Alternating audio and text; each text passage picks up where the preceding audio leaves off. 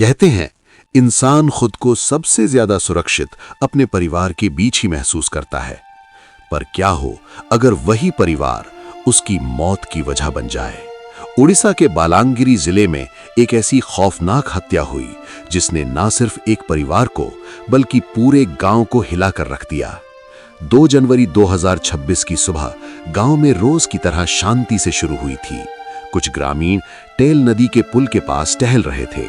ठंडी हवा, बहती नदी की आवाज और आम दिनों जैसा माहौल।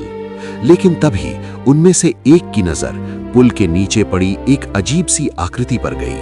पहले तो लगा शायद कोई कपड़ों का ढेर होगा या कोई सो रहा होगा, लेकिन जब वे लोग पास जाकर देखने लगे तो उनके पैरों तले जमीन खिसक गई। पुल के नीचे एक युवक का शव गंभीर हालत में पड़ा था।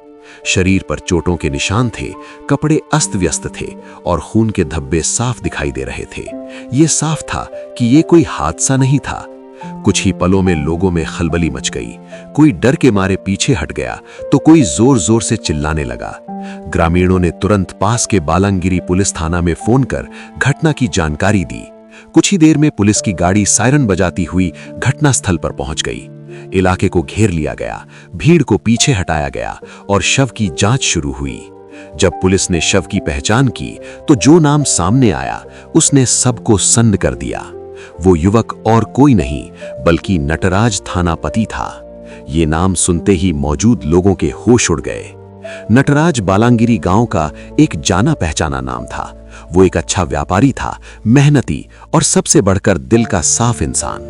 गांव में उसकी किसी से दुश्मनी नहीं थी, हर कोई उसकी इज्जत करता था। ऐसे इंसान की इतनी बेरहमी से हत्या किसी को समझ नहीं आ रही थी। पुलिस ने जब मामले की गहराई से जांच शुरू की तो धीरे धीरे कई परतें खुलने लगीं और तभी एक ऐसा नाम सामने आया जिसके बारे में किसी ने कभी सोचा भी नहीं था। आरोपी वही था जिस पर सबसे ज्यादा भरोसा किया जाता है, जिसे परिवार कहा जाता है, जिसे अपना कहा जाता है। ये हत्या सिर्फ एक अपराध नहीं थी, ये एक ऐसी साजिश थी जिसमें रिश्तों का खून हुआ था। और जैसे जैसे जांच आगे बढ़ी, सच्चाई और भी डरावनी होती चली गई। क्या इंसान वाकई सबसे ज्यादा सुरक्षित अपने परिवार में होता है, या कभी कभी खतरा सबसे ज्यादा वहीं छुपा होता है? Welcome to the show. आप देख रहे हैं stalking case of Odisha. Nataraj Thanapati अपने माता पिता के साथ रहता था। वह पेशे से एक व्यापारी था और अपने गांव में सबसे अलग पहचान रखता था। नटराज का स्वभाव बेहद मिलनसार था। वह खुलकर हंसता मजाक करता, हर किसी से प्यार से बात करता और जरूरत पड़ने पर मदद के लिए हमेशा तैयार रहता। गांव में शायद ही कोई ऐसा व्यक्ति हो जो नटराज को पसंद ना करता हो। नटराज की 1 महीने बाद शादी तय थी। घर में खुशियों का माहौल था। शादी की तैयारियां जोरों पर थीं। कपड़े खरीदे जा रहे थे, रिश्तेदारों से फोन पर बातें हो रही थीं और माता पिता अपने छोटे बेटे के भविष्य को लेकर सपने देख रहे थे। नटराज का रोज का जीवन बहुत सादा था। वह रोज सुबह जल्दी उठता, घर के हर सदस्य का हालचाल पूछता, माता पिता के पैर छूता और फिर अपनी दुकान के लिए निकल जाता। नटराज का एक बड़ा भाई भी था, नव कुमार थानापति, जिसकी उम्र लगभग 43 वर्ष थी। कुछ साल पहले दोनों भाइयों के बीच पारिवारिक व्यवसाय को लेकर गंभीर विवाद हुआ था। बात इतनी बढ़ गई कि दोनों ने अपना संयुक्त व्यापार आधे आधे में बांट लिया और अलग अलग दुकानें खोल ली। लेकिन यह विवाद यहीं खत्म नहीं हुआ। गुस्से और अहंकार में नव कुमार ने अपने ही माता पिता को घर से निकाल दिया। उस दिन के बाद माता पिता अपने छोटे बेटे नटराज के साथ रहने लगे। नटराज ने माता पिता को पूरे सम्मान और प्यार के साथ रखा। बाहर से देखने पर सब कुछ सामान्य लग रहा था, लेकिन अंदर ही अंदर नव कुमार के दिमाग में एक जहरीला विचार लगातार घूम रहा था। मैं बड़ा हूं, सारी संपत्ति मुझे ही मिलनी चाहिए। यहीं से नव कुमार के भीतर शैतानी खेल शुरू हुआ। वह सोचने लगा कि अगर नटराज रास्ते से हट जाए तो सारी संपत्ति उसी की होगी, माता पिता भी मजबूर होकर उसी के पास आएंगे। और इसी सोच ने उसे एक खौफनाक फैसले तक पहुंचा दिया। 2 जनवरी 2026 से कुछ दिन पहले नव कुमार ने नटराज के करीबी दोस्त क्षेत्र मोहन सुना को फोन किया, उसे अपने घर बुलाया। वहां उसने उसे शराब पिलाई और फिर अपने दिल का काला राज खोल दिया। नव कुमार ने कहा, मुझे अपने छोटे भाई नटराज को रास्ते से हटाना है। यह सुनते ही क्षेत्र मोहन के होश उड़ गए। वो समझ गया था कि यह कोई मामूली बात नहीं बल्कि हत्या की साजिश है। शुरुआत में क्षेत्र मोहन हिचकिचाया, लेकिन पैसों का लालच उसकी अंतरात्मा पर भारी पड़ गया। दोनों के बीच एक खौफनाक सौदा तय हुआ। कुल रकम 2,60,000 रुपए, जिसमें से 60,000 रुपए एडवांस नव कुमार ने बैंक ट्रांसफर के जरिए क्षेत्र मोहन को दे दिए। यहीं से खून करने की साजिश पूरी तरह शुरू हो गई। अब ये सिर्फ सोच नहीं थी, अब ये एक सुनियोजित हत्या की योजना बन चुकी थी। जिस घर में शादी की तैयारियां चल रही थीं, वहीं किसी को अंदाजा नहीं था कि मौत की स्क्रिप्ट पहले ही लिखी जा चुकी है और जिसका अंत बहुत ही दर्दनाक होने वाला था। 2 जनवरी 2026 की रात, शांत दिखने वाली ये रात असल में एक खौफनाक साजिश का आखिरी अध्याय बनने वाली थी। जिस साजिश की शुरुआत कई दिन पहले हो चुकी थी, अब उसे अंजाम देने का समय आ गया था। उस रात क्षेत्र मोहन सूना ने अपने साथ 6 अन्य साथियों को मिलने के लिए बुलाया। सभी लोग डूंगरीपाली पेट्रोल पंप के पास इकट्ठा हुए। वहां सबने साथ बैठकर शराब पी और उसी नशे में हत्या की पूरी योजना एक बार फिर दोहराई गई। कौन कहां खड़ा रहेगा, किस वक्त हमला होगा और किस तरह सबूत मिटाए जाएंगे, हर बात तय हो चुकी थी। योजना पूरी होते ही वे सभी 2 कारों और एक मोटरसाइकिल में सवार होकर टेल नदी के पुल की ओर रवाना हो गए। रास्ते भर कोई ज्यादा बात नहीं हुई। हर किसी के मन में सिर्फ एक ही बात थी, आज किसी की जान जानी है। पुल पर पहुंचते ही चाहू आरोपी एक अंधेरी और सुनसान जगह में छुप गए। चारों तरफ सन्नाटा था, सिर्फ नदी के बहते पानी की आवाज और रात की खामोशी। अब क्षेत्र मोहन की बारी थी। क्षेत्र मोहन ने अपने करीबी दोस्त नटराज को फोन किया।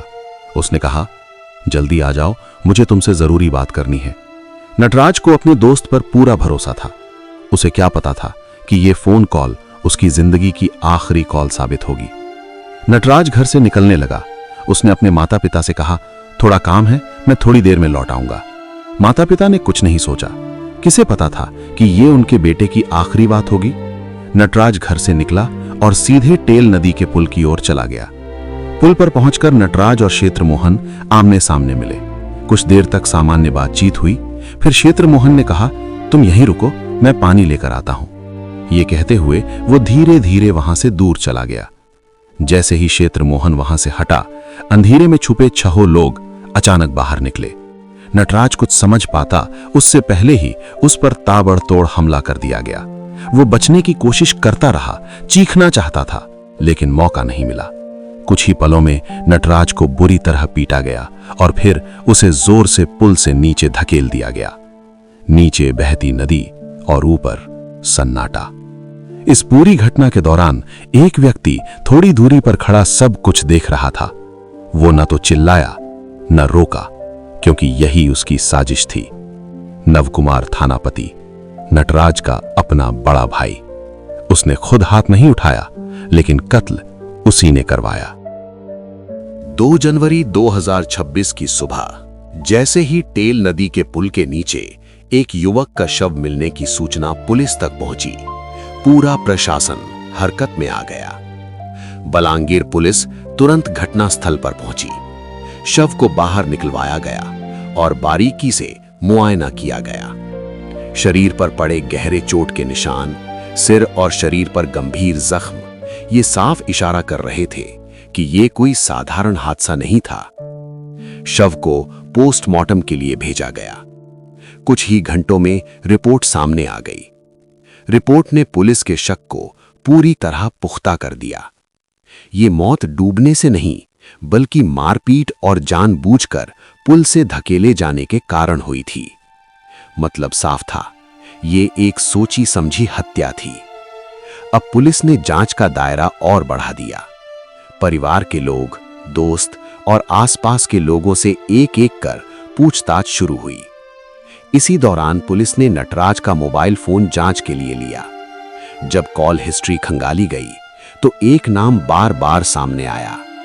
नटराज को आखिरी कॉल क्षेत्र मोहन सुना ने किया था। यही वो दोस्त था जिस पर नटराज सबसे ज्यादा भरोसा करता था। अब पुलिस को पहला मजबूत सुराग मिल चुका था।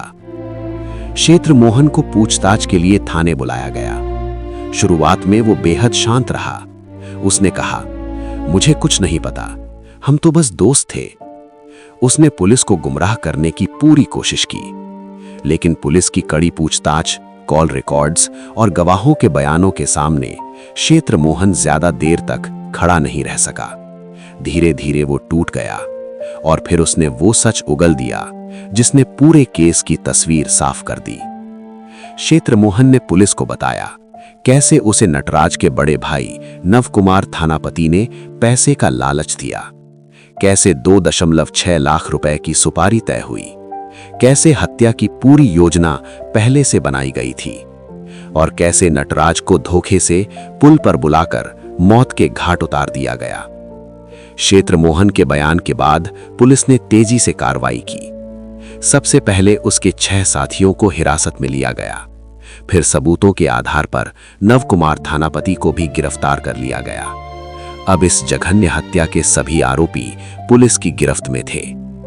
जो हत्या पहले एक हादसा लग रही थी, वो अब एक सुनियोजित भाई की हत्या साबित हो चुकी थी।